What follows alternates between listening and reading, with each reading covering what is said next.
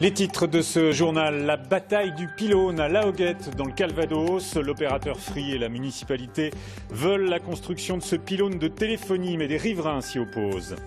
Une nouvelle bataille décisive donc dans la guerre du pylône dans la petite commune de La Hoguette. Plusieurs habitants s'opposaient à l'installation d'un pylône Free mobile voulu par la municipalité.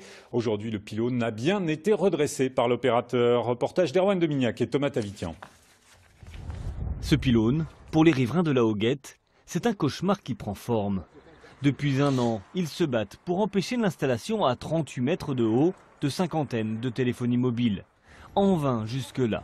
Alors, à l'heure où les techniciens sont en plein montage, leur dernier espoir est de contester les dimensions de la dalle sur laquelle doit reposer l'ouvrage.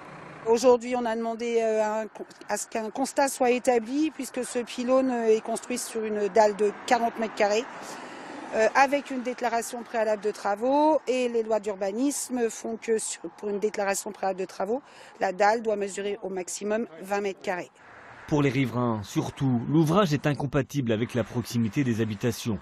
Une gêne visuelle, mais aussi pour certains un problème de santé publique, notamment envers les enfants et les personnes sensibles. On est en train d'exposer toutes ces personnes-là et les personnes électrosensibles à tout un tas de nouvelles technologies ça sera le scandale de demain, on le sait, mais aujourd'hui il y a tellement d'argent en jeu qu'on continue, les opérateurs font du forcing.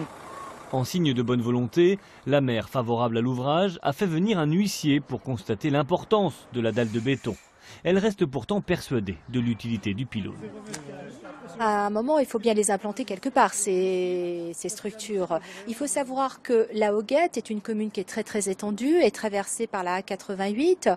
Donc il y a des axes très passants. Il faut aussi que les utilisateurs, les usagers puissent utiliser facilement et aisément leur téléphone mobile. Pour les proches habitants, le baroud d'honneur n'aura pas permis d'empêcher le montage de l'ouvrage, mais ils entendent bien poursuivre le débat à l'occasion des prochaines élections municipales.